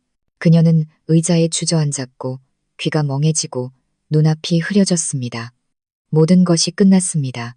그녀가 애써 쌓아 올린 경력, 땀과 노력으로 얻어낸 본부장 자리, 1억이 넘는 연봉, 모든 것이 뺨한데 오만하고 거만했던 한순간 때문에 잿더미가 되었습니다. 안 됩니다. 그녀는 절망적으로 고개를 저으며 중얼거렸습니다. 회장님, 제발 다시 생각해 주십시오. 저는 이 일을 잃을 수 없습니다. 이게 제 전부란 말입니다. 최종 결정이요. 회장님은 한치의 흔들림도 없이 말했습니다. 우리가 당신을 해고하는 것만으로 끝내는 것을 다행으로 여기시오. 다른 사람을 모욕한 죄로 형사 고발하지 않은 것을 말이야. 이제 나가보시오. 인사팀에서 당신과 이야기할 거요. 그녀는 무자비하게 쫓겨났습니다. 2명의 보안 요원에 의해 모든 사람의 차가운 시선 속에서 회의실 밖으로 끌려나갔습니다. 비틀거리며 복도로 나왔을 때 회의실 문이 등 뒤에서 쾅 닫혔습니다. 그녀는 넓고 차가운 복도에 홀로 서 있었습니다. 모든 것을 잃었습니다. 하지만 지금 그녀의 가장 큰 고통은 실직이 아니었습니다. 그녀가 예감했지만 감히 믿을 수 없었던 질문, 끔찍한 진실이었습니다. 새언니 김서연, 그녀는 도대체 누구인가? 어떻게 권력 있는 회장님이 직접 나서서 이렇게 잔인한 결정을 내리게 할 수 있었을까? 그 답은 곧바로 밝혀졌습니다. 그리고 그것은 그녀를 절망과 후회의 나락으로 완전히 밀어넣었습니다. 미나는 비틀거리며 회의실을 나왔습니다. 머릿속은 완전히 텅 비어 있었습니다. 김태진 회장님의 차가운 해고, 통보는 그녀의 경력뿐만 아니라 자부심과 자존심까지 산산조각 냈습니다. 그녀는 복도 밖 차가운 대리석 벽에 등을 기댄 채 숨을 고르려 했었습니다. 온몸이 충격과 굴욕감에 떨렸습니다. 모든 것이 너무나 빠르고 잔인하게 일어났습니다. 그녀는 여전히 사소한 가족사 때문에 이렇게 엄청난 대가를 치러야 한다는 사실을 믿을 수 없었습니다. 그녀가 오랫동안 공들여 쌓아온 유능하고 성공한 여성 디렉터의 이미지는 한 시간도 안 되어 완전히 무너져 내렸습니다. 하지만 그 붕괴와 절망 속에서도 더 큰 의문과 의심이 그녀의 머릿속을 맴돌며 그녀를 괴롭혔습니다. 새언니 김서연, 그녀는 도대체 누구인가? 왜 그녀 같은 평범한 직원이 권력 있는 회장님을 직접 움직이게 할 수 있었을까? 왜 그는 그녀에 대해 그렇게 잘 알고 그렇게 공개적이고 단호하게 그녀를 편들었을까? 예감은 그녀에게 이 모든 일 뒤에 엄청난 비밀이 숨어 있다고 말했습니다. 그녀가 곧 알게 될 비밀이었습니다. 그리고 그녀는 오래 기다릴 필요가 없었습니다. 방금 그녀를 심판했던 회의실 문이 다시 열리고 고위 임원들이 차례로 나오기 시작했습니다. 모두 무겁고 근심 어린 표정이었습니다. 그들은 그녀를 스쳐 지나가며 아무 말 없이 동정과 책망이 섞인 복잡한 눈빛만 던졌습니다. 그리고 마지막으로 나온 사람은 김태진 회장님이었습니다. 그는 다른 임원들과 함께 가지 않고 혼자였습니다. 그는 여전히 벽에 기댄 채 넋나간 사람처럼 서 있는 미나 앞에 멈춰섰습니다. 아직 안 갔나? 그는 회의실에서처럼 차갑지 않고 이상할 정도로 평온한 목소리로 물었습니다. 미나는 깜짝 놀라 고개를 들어 그를 쳐다봤습니다. 더 이상 두려움이 아니라 타는 듯한 호기심이었습니다. 회장님, 그녀는 더듬거렸습니다. 제발, 제발 알려주십시오. 왜 그러셨습니까? 제 새언니, 서연 씨는 도대체 누구입니까? 그녀는 이것이 이 상황에서 가장 어리석고 무례한 질문일 수 있다는 것을 알았지만 알아야만 했습니다. 자신의 몰락 뒤에 숨겨진 진짜 이유를 알아야만 했습니다. 김태진 회장님은 속을 알 수 없는 깊은 눈으로 그녀를 쳐다보았습니다. 그는 즉시 대답하지 않고 조용히 몸을 돌려 회의실 문가에 서 있던 비서에게 손짓했습니다. 김 비서, 서연이 좀 잠깐 이리로 오라고 해주게. 네, 회장님. 비서는 고개를 숙이고 서둘러 몸을 돌렸습니다. 미나의 심장이 멎는 것 같았습니다. 김서연, 그녀도 여기에 있다고? 언제부터 이 건물에 있었던 거지? 그리고 왜 회장님은 바로 지금 그녀를 여기로 부르는 걸까? 그녀의 머릿속에 있던 수천 개의 질문과 의심이 순식간에 연결되어 감히 상상조차 할 수 없었던 끔찍한 가설을 만들어냈습니다.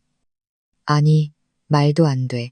몇 분 후 복도 끝에서 익숙한 모습이 나타났습니다. 김서연이었습니다.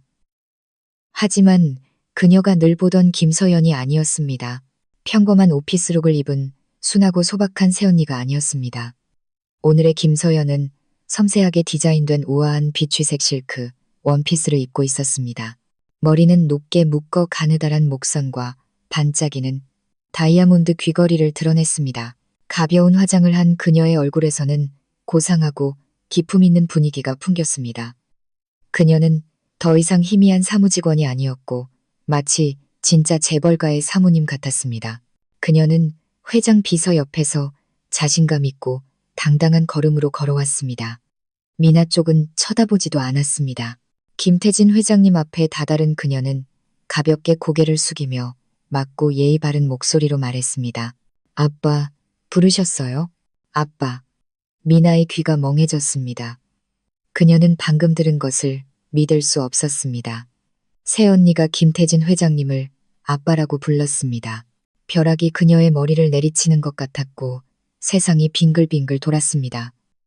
모든 것이 순식간에 명확해졌습니다. 왜 김서연이 평범한 직책으로 이 그룹에서 일했는지, 왜 뺨을 맞고도 이상할 정도로 태어냈는지, 왜 아버지에게 전화해서 사람을 해고해달라고 감히 말했는지, 그리고 왜 권력 있는 회장님이 그녀를 위해 그렇게 엄청난 일을 벌였는지, 모든 것이 잔인하고 씁쓸한 답을 얻었습니다. 제 아버지는 미나의 붕괴에 신경 쓰지 않고 오직 딸을 지극히 다정하고 따뜻한 눈빛으로 바라보았습니다. 평소의 위험 있고 차가운 모습과는 완전히 다른 눈빛이었습니다. 아니다, 딸아. 모든 건 해결됐단다. 아버지는 말하고는 마지막으로 미나를 돌아보았습니다. 그의 눈에는 더 이상 평온함이 아닌 깊은 실망감이 서려 있었습니다. 그리고 그는 마지막 한마디를 던졌습니다. 그 말은 미나뿐만 아니라 마치 온 세상에 선포하는 것 같았습니다. 박미나 씨, 이제 답을 얻었을 거라 생각하오. 다시 한번 정식으로 소개하지. 어제 당신이 폭행하고 모욕했던 그 여인은 평범한 직원이 아니오. 그녀는 내 유일한 딸 김서연이다. 그의 선언은 크지 않았지만 폭탄보다 더 큰 파괴력을 가졌습니다. 그것은 미나의 마지막 남은 이성을 완전히 파괴했을 뿐만 아니라 그가 딸에게 바치는 끝없는 권력과 사랑에 대한 단호한 증명이었습니다. 그리고 제 진짜 신부는 마침내 이보다 더 극적이고 압도적일 수 없는 방식으로 드러났습니다. 내 유일한 딸 김서연이다. 김태진 회장님의 선언은 짧았지만 태산 같은 무게로 미나의 정신을 완전히 짓눌렀습니다. 그녀는 그 자리에 얼어붙은 채 저를 멍하니 쳐다보다가 다시 권위 있는 회장님을 쳐다보았습니다. 눈앞의 모든 것이 흐려지고 귀가 멍해져 아무 소리도 들리지 않았습니다. 머릿속에는 오직 믿을 수 없지만 눈앞에 명백히 드러난 단 하나의 진실만이 맴돌았습니다. 자신이 늘 무시하고 경멸했던 새언니. 평범한 직원이 바로 이 거대한 IT 제국의 공주였다는 사실. 등골을 따라 차가운 기운이 흐르더니 순식간에 온몸으로 퍼져나갔습니다. 그것은 더 이상 분노도 수치심도 아니었습니다. 극도의 공포, 출구 없는 절망이었습니다. 모든 일이 슬로우 모션 필름처럼 그녀의 머릿속에서 되감겼습니다. 하지만 이번에는 완전히 다른 빛 아래에서였습니다. 그녀는 자신이 새언니의 촌스러운 패션 감각을 비웃었던 순간들을 떠올렸습니다.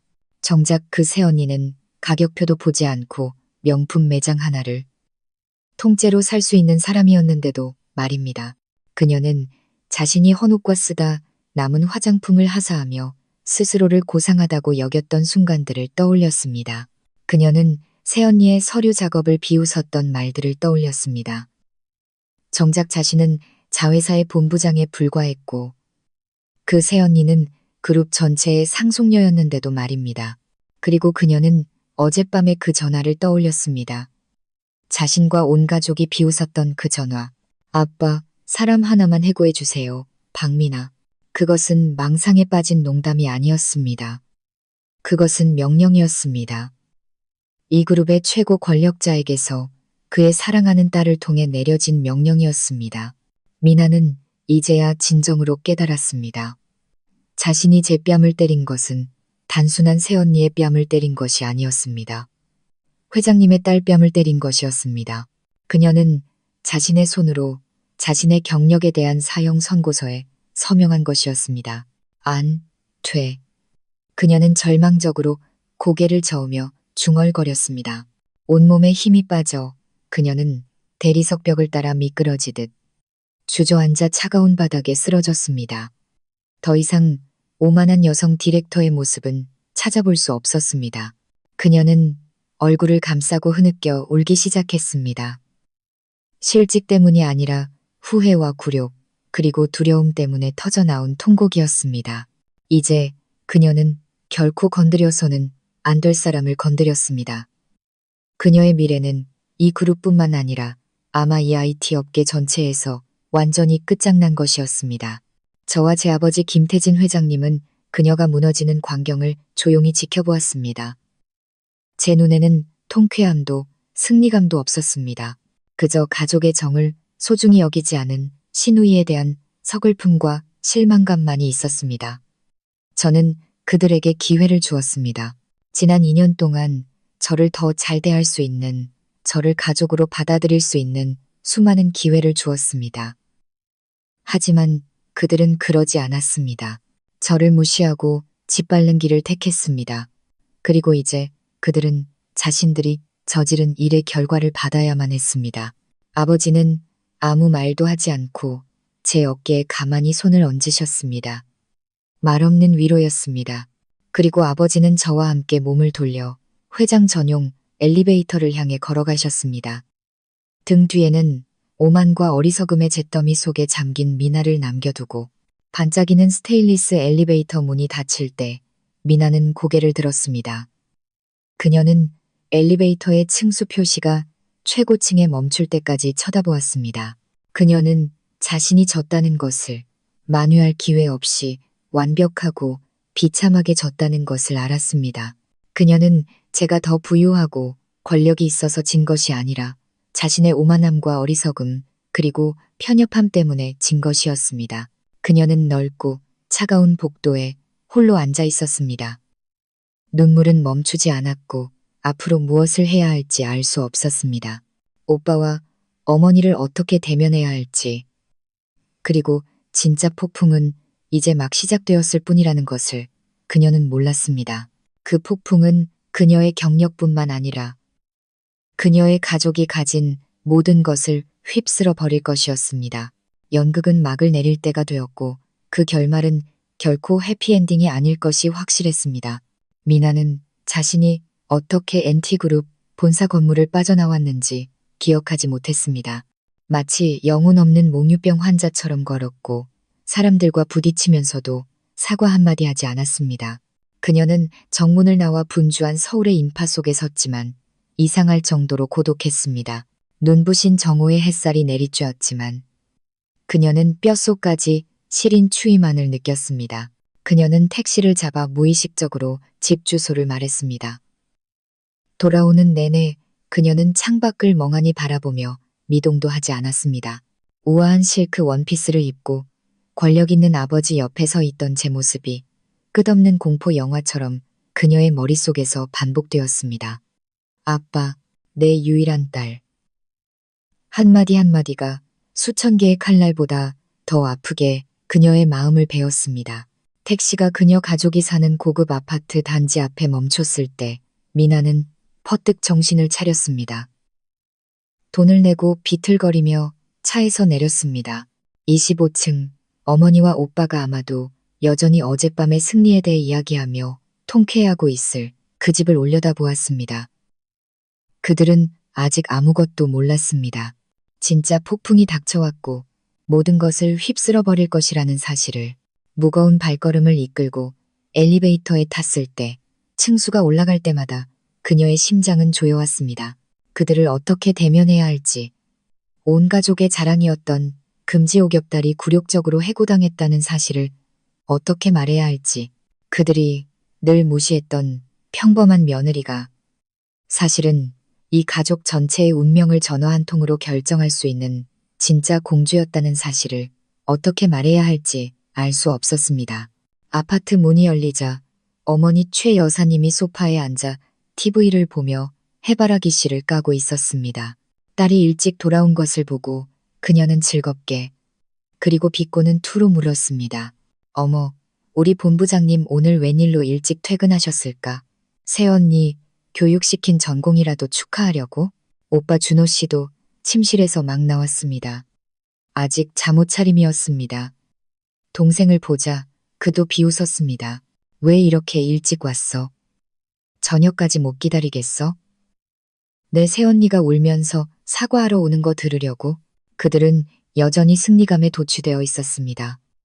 다른 사람을 심판할 권리가 있는 상류층의 기분을 만끽하고 있었습니다. 그들은 미나의 얼굴이 종이장처럼 하얗게 질려 핏기 하나 없다는 것을 전혀 눈치채지 못했습니다. 미나는 대답하지 않았습니다. 그녀는 조용히 거실로 걸어 들어가 어머니와 오빠 앞에 섰습니다. 공허하고 넉나간 눈으로 그들을 쳐다보았습니다. 그녀는 목소리를 냈지만 목이 말라 겨우 희미한 소리만 나왔습니다. 너 왜 그래?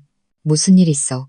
최 여사님은 그제야 이상함을 느끼고 TV를 끄며 몸을 바로 앉았습니다.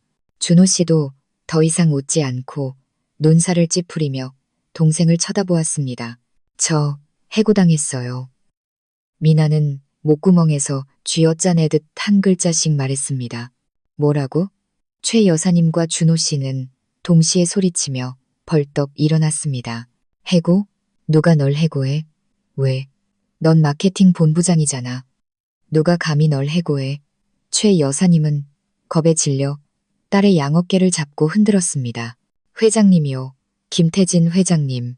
미나는 속삭였습니다. 김태진 회장님. 준호 씨는 얼어붙었습니다. NT그룹 본사 회장님. 왜 그분이 널 해고해? 네가 무슨 잘못을 했는데. 제가 무슨 잘못을 한 게 아니에요. 미나는 고개를 들어 오빠와 어머니의 눈을 똑바로 쳐다보았습니다. 눈물이 터져 나왔습니다. 우리가 무슨 잘못을 한 거예요. 엄마, 오빠, 우리 모두가 잘못했어요. 아주 크게 잘못했다고요. 그리고 그녀는 모든 것을 털어놓았습니다. 긴급회의, 보안 영상, 김태진 회장님의 차가운 판결. 그리고 마지막으로 가장 끔찍한 진실을 말했습니다. 김서연. 우리 새언니, 우리가 늘 무시하고 모욕했던 그 사람이 김태진 회장님의 유일한 딸이래요. 죽음 같은 침묵이 거실을 뒤덮었습니다. 최 여사님은 딸의 어깨에서 손을 힘없이 떨어뜨렸습니다. 몸이 휘청거려 하마터면 뒤로 넘어질 뻔했습니다. 준호 씨는 입을 벌린 채 그 자리에 얼어붙었고 눈은 믿을 수 없다는 듯 커져 있었습니다. 너 농담하는 거지? 그는 희미한 희망에 매달리며 더듬거렸습니다. 사실이 아니지? 그렇지? 사실이야. 미나는 울부짖었고 억눌렀던 감정이 폭발했습니다. 내가 직접 봤어. 직접 들었다고. 그 여자가 그분을 아빠라고 부르고 그분은 그 여자를 딸이라고 불렀어. 오빠, 이해가 돼. 우리는 회장님 딸뺨을 때린 거야. 우리는 거대 제국의 상속녀를 모욕한 거라고. 우리 이제 끝났어. 정말 끝났다고. 최 여사님은 소파에 주저앉았습니다. 온몸이 심하게 떨렸습니다. 더 이상 울 수도 없었습니다. 이 진실은 너무나 충격적이고 끔찍해서 그녀의 모든 상상을 초월했습니다. 얼굴은 창백해지고 입술은 달싹였지만 아무 소리도 내지 못했습니다. 그녀는 김서연에게 했던 말들, 비교와 비난, 경멸의 말들을 떠올렸습니다. 딸이 며느리의 뺨을 때렸을 때 느꼈던 통쾌함도 떠올렸습니다. 모든 이미지가 되살아나 그녀의 정신을 고문했습니다. 그녀는 공주를 하녀처럼 대했습니다. 하늘이 그녀 가족에게 내려준 부귀영화를 자신의 손으로 박살낸 것이었습니다. 준호 씨는 더 심했습니다. 그는 거실을 이리저리 오가며 머리를 쥐어뜯고 말도 안 돼, 말도 안 돼 라고 중얼거렸습니다. 그는 지난 2년을 떠올렸습니다. 아내에게 했던 성공하라는 조언, 가부장적이고 명령조였던 자신의 태도, 그리고 가장 끔찍하게도 어젯밤 자신의 태도를 떠올렸습니다. 아내를 보호하지 않았습니다. 가족과 함께 아내를 비난했습니다. 아내의 전화를 빼앗고 소리치고 무시했습니다. 그리고 그가 그렇게 대했던 사람이 이 나라에서 가장 권력 있는 사람 중 한 명의 딸이었습니다. 극도의 공포가 그를 사로잡았습니다. 그는 아내를 잃는 것뿐만 아니라 자신의 경력을 잃을까봐 두려웠습니다. 장인의 권력이라면 손가락 하나 까딱하는 것만으로 자신을 모든 것에서 직장뿐만 아니라 미래까지도 잃게 할 수 있다는 것을 알았습니다. 아침의 승리감과 통쾌함에 젖어있던 그들 가족은 이제 공황과 충격, 그리고 미칠 듯한 뒤늦은 후회 속에 완전히 잠겨버렸습니다. 공황과 두려움은 그날 오후 내내 시댁을 뒤덮었습니다. 그들은 더 이상 먹을 생각도 서로 대화할 용기도 없었습니다. 각자 구석에 틀어박혀 어두운 생각에 잠겼습니다. 최 여사님은 소파에 넋을 잃고 앉아 있다가 이따금씩 몸을 떨었고 미나는 방에 틀어박혀 가끔씩 흐느끼는 소리가 새어나왔습니다. 준호 씨는 마치 우리에 갇힌 짐승처럼 절망 속에서 탈출구를 찾듯 이리저리 오가며 누군가에게 전화를 걸었다 끊기를 반복했습니다. 그들은 스스로 엄청난 재앙을 초래했고 어디서부터 수습해야 할지 몰랐습니다. 밤이 깊어지자 두려움은 구체적인 행동으로 바뀌었습니다. 사과해야만 했다. 너무 늦기 전에 어떻게든 제게, 제 가족에게 용서를 구해야만 했습니다. 준호 씨가 가장 먼저 움직였습니다. 그는 서둘러 단정한 옷으로 갈아입고 어머니와 동생에게 다급한 목소리로 말했습니다. 이렇게 앉아서 죽을 수는 없어. 서연이를 찾아가야 해. 지금 당장 가서 사과해야겠어. 그는 전화번호부를 뒤졌지만 이내 잔인한 사실을 깨달았습니다. 제가 어디에 있는지 몰랐습니다. 제가 머물고 있는 오피스텔을 그는 한 번도 알지 못했습니다. 그는 제가 항상 그들의 집에서 그를 기다리는 그림자처럼 있는 것에 너무나 익숙해져 있었습니다. 그는 우리 공동의 친구들에게 전화를 걸었지만 아무도 몰랐습니다. 그는 이제야 자신이 아내에게 얼마나 무심했는지를 깨달았습니다. 결국 다른 방법이 없자 그는 자신이 아는 유일한 곳, 저와 확실히 관련이 있는 곳으로 가기로 결심했습니다. 바로 저희 친정이었습니다. 어머니, 같이 가주세요. 그는 최 여사님께 말했습니다. 어머니께서도 같이 가셔야 진심을 보여드릴 수 있어요. 어느 정도 정신을 차린 최 여사님도 서둘러 일어섰습니다. 이것이 온 가족의 마지막 희망이라는 것을 알았기 때문입니다. 그녀는 서둘러 방으로 들어가 더 수수하고 가련해 보이는 옷으로 갈아입었습니다. 일부러 화장도 하지 않아 얼굴이 초췌하고 피곤해 보이게 만들었습니다. 그녀는 후회하는 시어머니라는 새로운 연극을 준비하고 있었습니다. 그들은 밤중에 차를 몰아 저희 부모님이 사시는 고급 빌라 단지로 향했습니다. 정교하게 조각된 높고 큰 철문 앞에 서자 그들은 비로소 지위뿐만 아니라 격의 차이를 실감했습니다.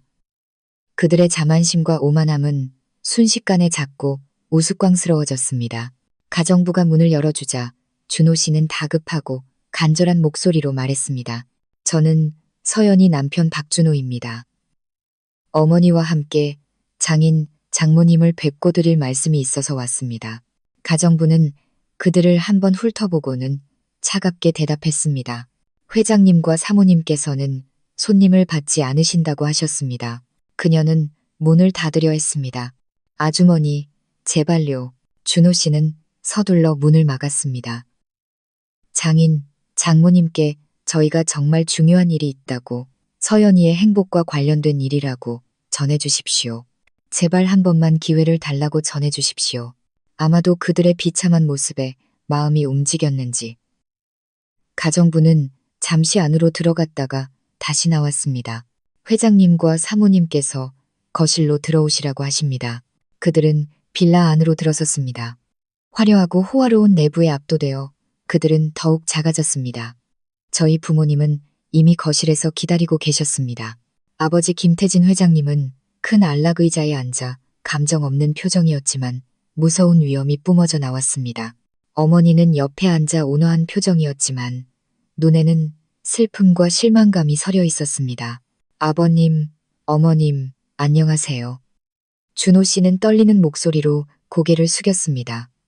최 여사님도 더듬거리며 인사했습니다. 앉게. 아버지는 낮고 차가운 목소리로 말했습니다. 무슨 일로 왔나? 하지만 준호 씨와 최 여사님은 감히 앉지 못했습니다.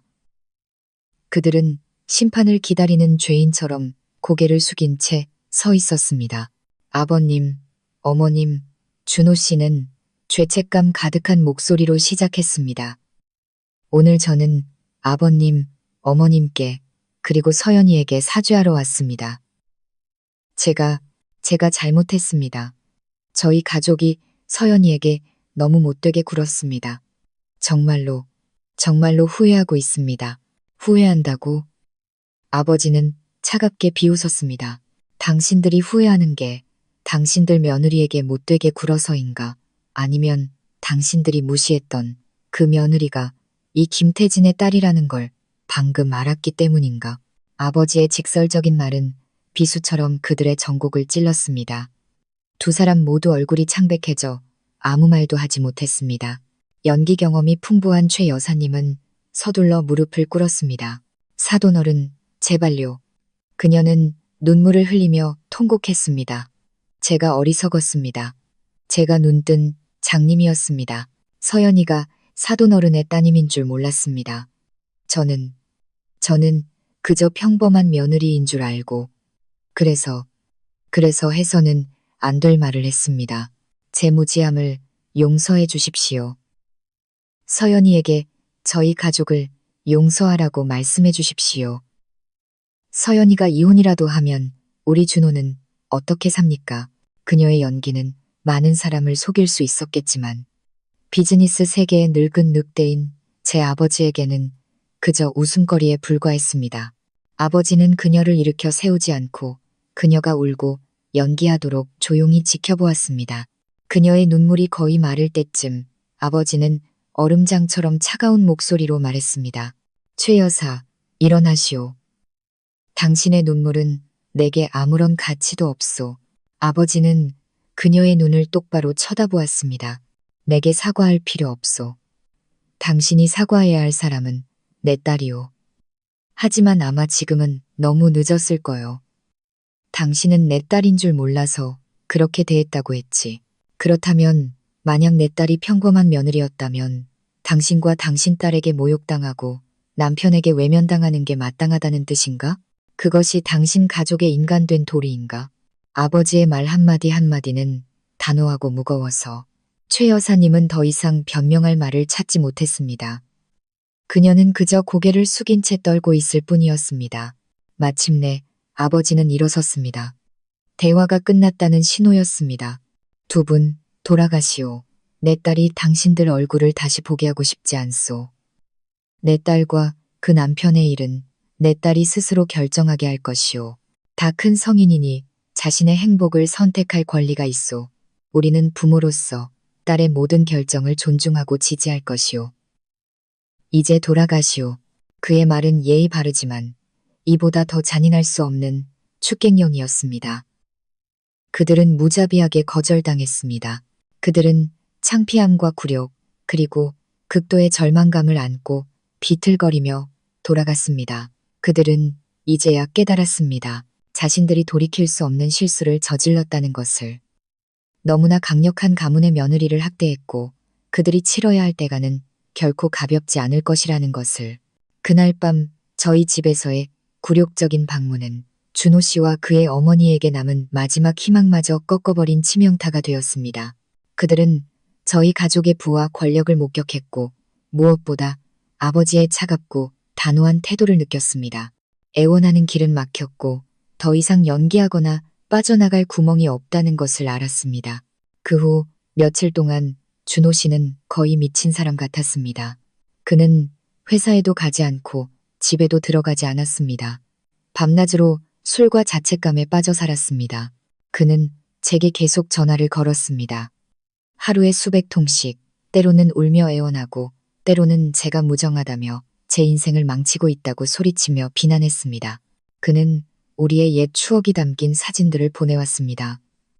여행에서 결혼식 날 함께 찍은 사진들. 그리고 애절한 메시지들을 덧붙였습니다. 서연아, 기억나? 여긴 내가 당신한테 처음 키스한 곳이야. 서연아, 결혼식 날 당신 정말 환하게 웃었잖아. 나랑 평생 함께 하겠다고 약속했잖아.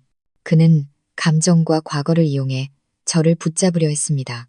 이전의 저였다면 그 메시지와 사진들이 저를 흔들리게 했을지도 모릅니다.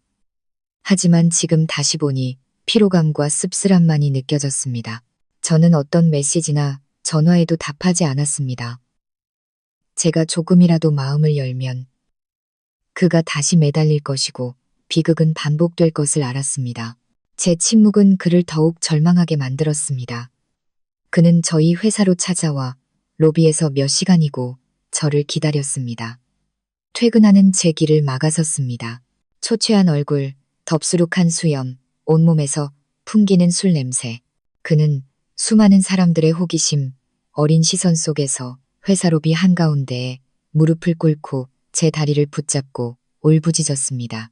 서연아, 제발, 제발 날 버리지 마. 난 당신 없이 살 수 없어. 당신이 원하는 건 뭐든지 할게. 다 할 테니까 제발 이혼만은 하지 말아줘.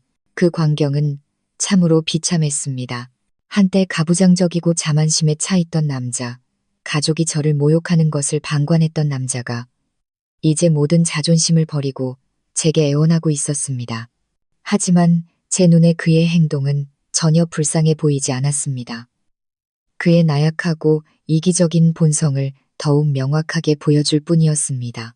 그는 사랑 때문에 저를 붙잡는 것이 아니었습니다. 그는 두려워서 매달리고 있었습니다. 풍족한 삶을 잃을까봐, 회장님의 사위라는 지위를 잃을까봐, 그리고 자신과 가족이 자초한 암담한 미래에 직면할까봐 두려워했습니다. 일어나요, 준호 씨. 저는 차가운 목소리로 말했습니다. 더 이상 스스로를 보기 흉하게 만들지 말아요. 아니, 안 일어나. 당신이 날 용서해 줄 때까지 절대 안 일어나. 그는 소리치며 제 다리를 더 꽉 붙잡았습니다. 저는 어쩔 수 없었습니다. 소란을 피우고 싶지 않았고 주목의 중심이 되고 싶지 않았습니다. 저는 그와 마지막으로 이야기하기로 동의해야만 했습니다. 조용한 카페에서 우리는 마주 앉았습니다. 그는 충혈되고 부은 눈으로 저를 쳐다보았습니다. 서연아, 그는 쉰 목소리로 시작했습니다. 내가 잘못했어. 용서받을 수 없을 만큼 크게 잘못했어. 내가 눈이 멀었고 우유부단했어. 당신을 지켜주지 못했어. 엄마랑 동생이 당신한테 상처 주게 내버려 뒀어. 난 정말 나쁜 남편이야. 지금 그런 말을 하는 게 무슨 의미가 있죠? 저는 담담하게 대답했습니다. 의미 있어. 그는 서둘러 말했습니다. 난 내 잘못을 깨달았어. 나 변할게. 정말 약속해. 다시는 누구도 당신을 괴롭히게 두지 않을 거야. 우리 엄마라도 말이야. 우리 다시 시작하면 안 될까? 집에서 나올게. 우리 둘이서만 살자. 내가 모든 걸 보상해 줄게. 그의 약속은 진심처럼 들렸지만 저는 더 이상 믿을 수 없었습니다. 준호 씨, 저는 한숨을 쉬었습니다. 당신은 아직도 모르는군요. 문제는 당신이 변하느냐 마느냐가 아니에요. 문제는 제게 더 이상 당신에 대한 감정이 남아있지 않다는 거예요. 아니야. 그는 얼어붙었습니다. 그럴 리가 없어. 당신 아직 날 사랑하잖아. 그렇지. 그냥 나한테 화가 난 것뿐이잖아. 그렇지? 아니에요. 준호 씨. 저는 그의 눈을 똑바로 쳐다보았습니다. 내 사랑은 죽었어요. 당신 동생이 내 뺨을 때리는 걸 당신이 가만히 지켜보던 그 순간에 죽었어요. 당신이 날 보호하는 대신 나를 책망하던 그 순간에 죽었어요. 그리고 당신 마음속에서 내 자리가 당신 가족의 자존심보다 결코 중요할 수 없다는 걸 깨달았을 때 완전히 죽어버렸어요. 저는 그가 제 말을 곱씹을 시간을 주기 위해 잠시 멈췄습니다. 남편은 아내에게 돈이나 달콤한 말만 해주는 사람이 아니에요. 남편은 무엇보다 동료이자 동반자이며 어떤 폭풍우 속에서도 아내를 위해 기꺼이 방패가 되어주는 사람이어야 해요. 하지만 당신은 그러지 못했어요. 폭풍우가 닥쳤을 때 당신은 나를 막아주기는커녕 모든 것을 감당하도록 나를 밀어냈어요. 그런데 내가 어떻게 더 당신을 믿고 당신에게 기댈 수 있겠어요? 그는 고개를 숙였습니다. 더 이상 아무 말도 하지 못했습니다. 제가 옳다는 것을 알았기 때문입니다. 그는 남편으로서 완전히 실패했습니다. 내일 저는 단호한 목소리로 말했습니다. 이혼 서류를 보낼게요. 서명해 주길 바라요. 일을 더 복잡하게 만들지 말아요. 그게 우리가 서로에게 베풀 수 있는 마지막 존중이에요. 저는 그가 더 이상 매달릴 기회를 주지 않고 일어섰습니다. 카페를 떠나며 붕괴와 뒤늦은 후회 속에 잠긴 한 남자를 뒤로 했습니다. 다음 날 저는 제 말대로 했습니다. 명확한 재산분할 합의서와 함께 이혼 소장이 저희 변호사를 통해 준호 씨에게 전달되었습니다. 그는 더 이상 문제를 일으키지 않았습니다. 아마 모든 노력이 헛수고라는 것을 알았을 겁니다. 며칠 후 그는 서류에 서명했습니다. 우리의 2년간의 결혼은 몇 장의 종이 위에서 차갑고 신속하게 공식적으로 끝났습니다.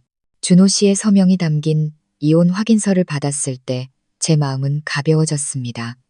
고통도 기쁨도 없었습니다. 오랫동안 저를 짓누르던 무거운 짐을 내려놓은 듯한 평온함만이 있었습니다. 제 인생의 낡은 장은 공식적으로 닫혔고 더 밝은 새 장이 저를 기다리고 있었습니다.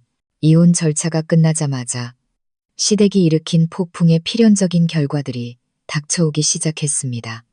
아버지의 미나 해고 결정은 신속하고 번복할 수 없이 집행되었습니다.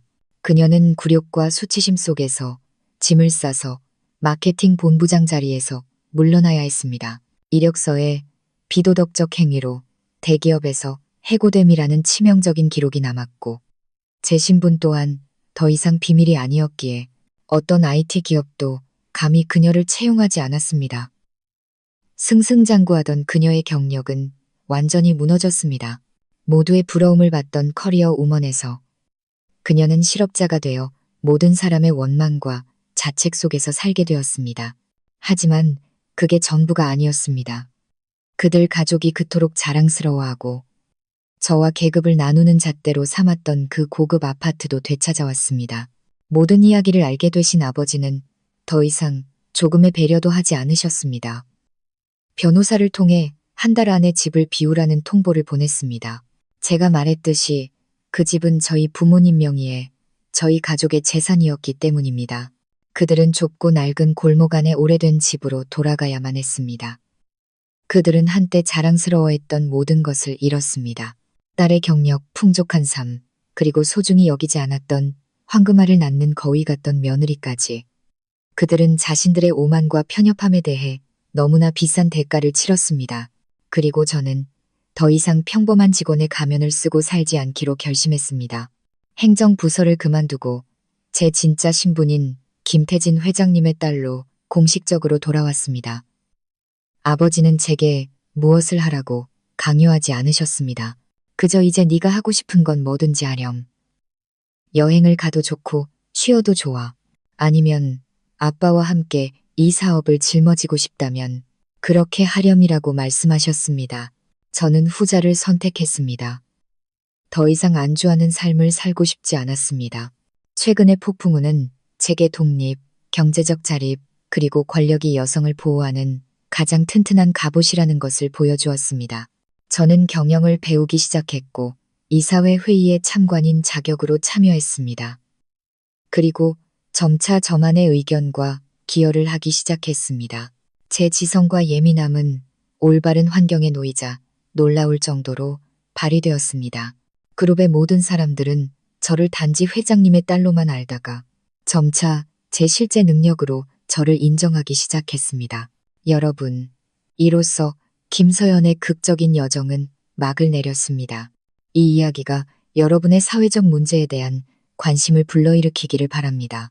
만약 이 이야기가 여러분에게 감동을 주었다면 좋아요를 눌러주시고 댓글을 남기며 공유하고 제 채널을 구독해주세요. 함께 긍정적인 에너지를 퍼뜨리고 빛을 지키는 일을 합시다. 감사합니다.